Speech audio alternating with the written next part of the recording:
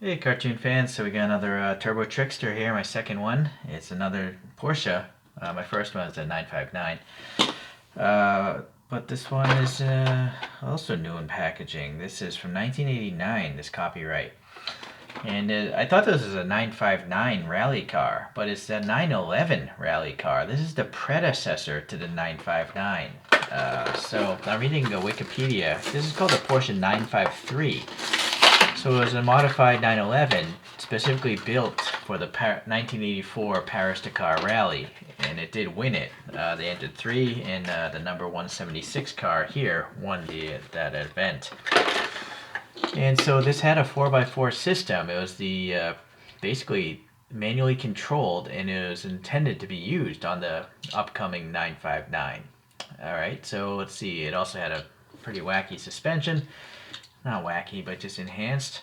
And then powered by 300 horsepower flat six engine in the rear, and weighing 2750 or 1247 kilograms. That's pretty light. Okay, yeah. So there we go. This is the only one I don't know what race this one is in, but it's got 4 lights up front, so I thought I'd pull that image up. Yeah, right. So I don't know if that was in focus. I was reading the Wikipedia. All right, let's get this up close and take a look here. So we got our standard 5 spokes, but this is the highest riding stance I've seen in a Choro-Q. I'm like I actually have Paris Dakar Choro-Qs, but even the Mitsubishi Pajero has a lower stance than this.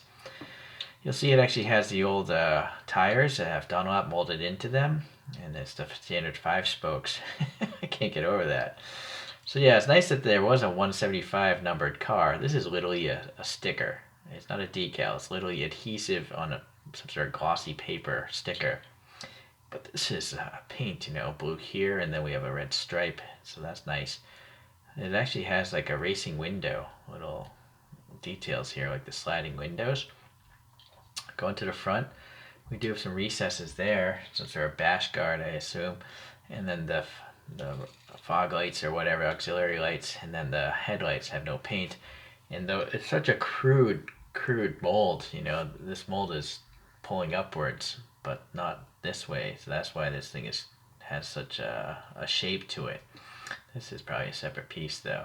No indication of venting. It's definitely not an advanced mold. How old is this? There probably is a ChoroQ version of this, and ChoroQs do date their products. This is also a sticker, I think, down here as well. I don't want to pick at it. Maybe it's not. Actually, it is probably tampo printed, but it's raised. Interesting. Okay. You know what I bet they did? I bet ChoroQ made this mold first, and then later on they sold it to Tonka, and then they modified the mold maybe by cutting it out more, and that's why this rectangle is raised. That's where the old Choro-Q text was. Just a guess. Standard construction, we have a screw and a tab in the back. There's a spring motor. Amazingly, the tires haven't cracked or gone, well, I don't want to mess with them. I think they could break off.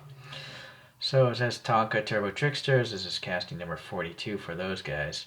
And then we have some light details but no paint. This wing is funny. It seems to be maybe a separate piece. Oh, it actually has detail up here. Very cool. This is Tonka. This is a sticker as well. Look. The good thing about stickers is they don't crack like decals, but they tend to not stay on as well as decals. But they look smoother. We have the old Rothman's cigarette kind of livery, but they painted the blue, and then this is a sticker.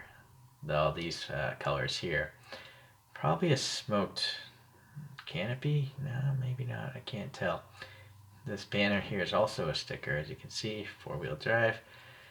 And then some lights up there. I do see some lights in that photo there. So, okay. I don't know what those lights would have been. If you know about this car, please leave a comment. This is, a sticker as well for the whole hood. All right.